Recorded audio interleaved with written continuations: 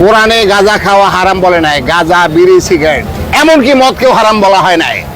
গাঁজার উপরে লাগছে, গাঁজা খাওয়া হারাম বলছে। কোরআনে গাঁজা খাওয়া হারাম বলে নাই, গাঁজা বিড়ি সিগারেট এমনকি মদকেও হারাম বলা হয় নাই। 4 লাখের উপরে মরিদান, ইন্ডিয়াতে 60 লাখ, বার্মাতে 12,000 সেনাবাহিনীর লোককে আমি আমার ইসলাম ধর্মে দীক্ষিত করছি। না আমি করি না, আমার আল্লাহ করাই দিয়েছে। আমি গেছি, আমাকে যাইতে বলছে, আমি গেছি।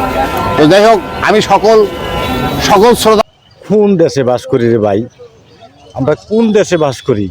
আমাদের এই দেশ থেকে চলে যাওয়া উচিত। তার কারণ এই দেশের মানুষের কে যে কথা বলছে, আসলে আমাকে ওই দেশে বাস করা ঠিক হচ্ছে না ভাই।